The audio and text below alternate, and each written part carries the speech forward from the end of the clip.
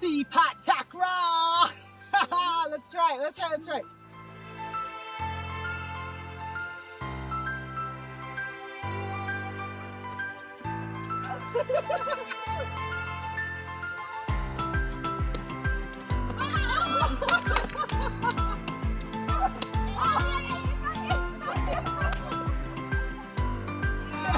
That was horrible. That was a massive fail. Yep.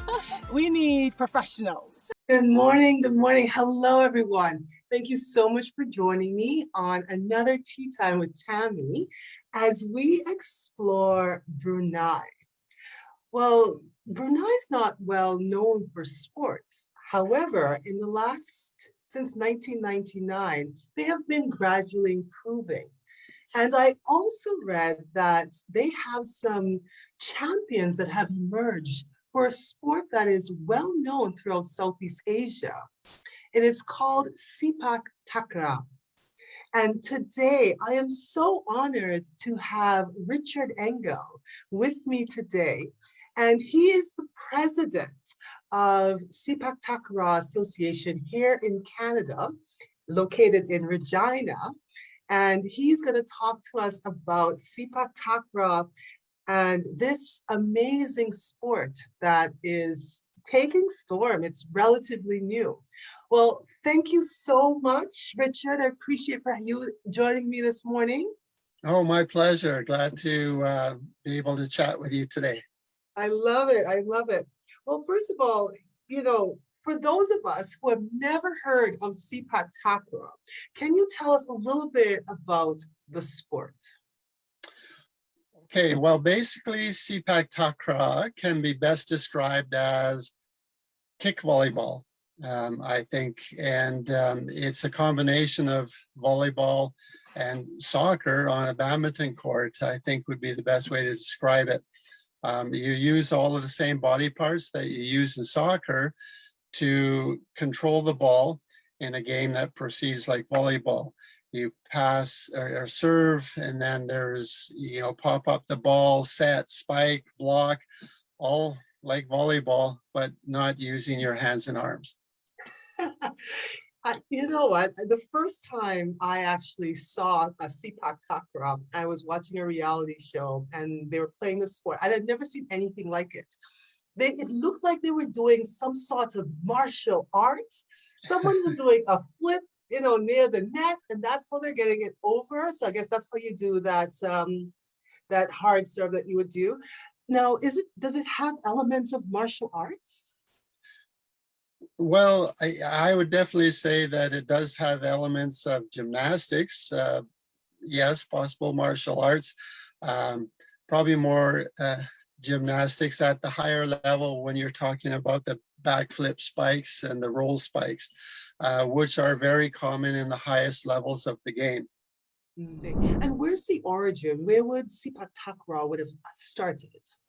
That's a matter of a lot of discussion in Southeast Asia, because a lot of the Southeast Asian countries had rattan balls that they played with in various games, but I think it would be fair to say that Malaysia is probably the originator of the sport as we see it today, the net game, which basically players from Sepak Bola, which was a game traditional to Malaysia that goes back over 500 years in written records in different states in Malaysia. And some of the top players of this game just got together and they thought, how can we make this game more exciting? And they thought of the concept of, adding a net and playing the teams back and forth against another team, and similar to volleyball. And it kind of, developed from there. And I believe the first tournament was in Penang, if I recall the history.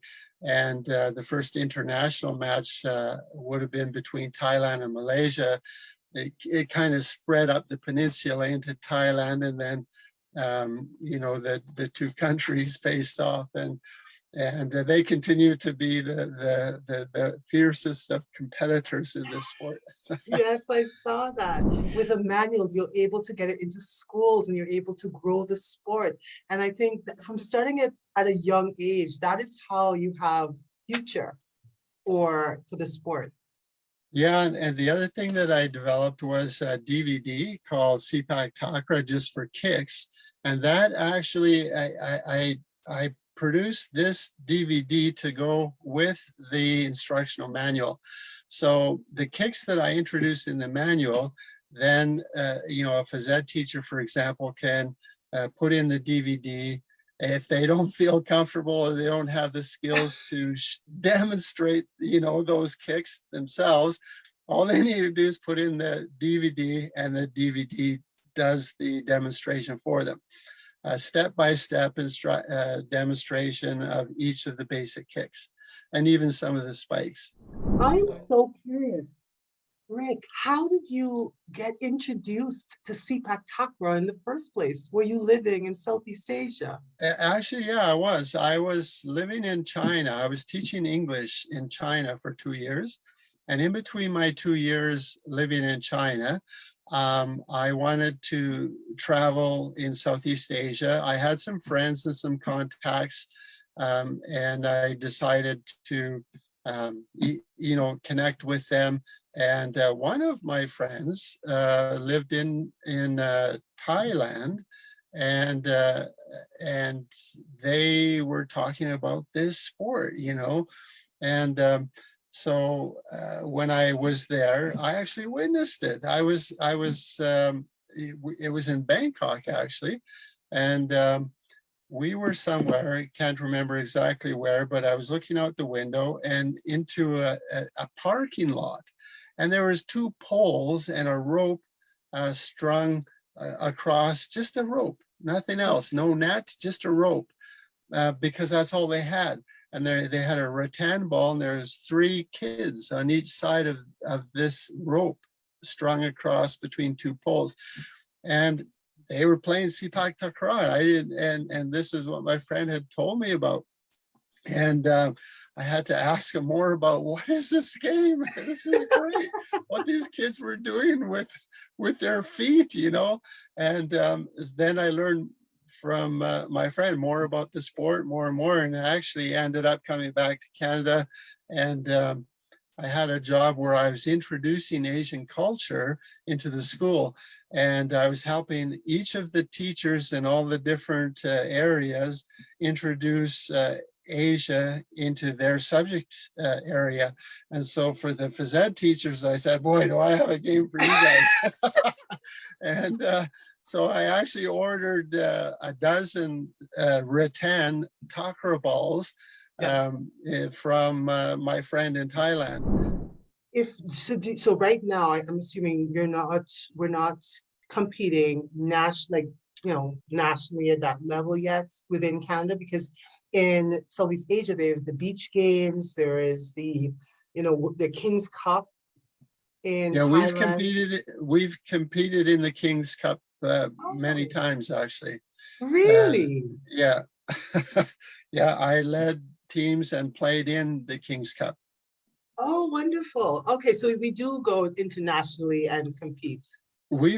Canada has competed, I believe, now in 12 international events in its history so far. I honor you. I honor and appreciate you for introducing such an amazing sport to North America and home. And actually, it was one of Canada's suggestions in Congress in 2000. We suggested that they would go to a rally point scoring system, and that was accepted at Congress, and everybody agreed that would be a good idea. They themselves also realized that the games were taking too long. Okay, and then at what point do you win, and what points? So it's a best out of 3 sets. Each set goes to 21 points.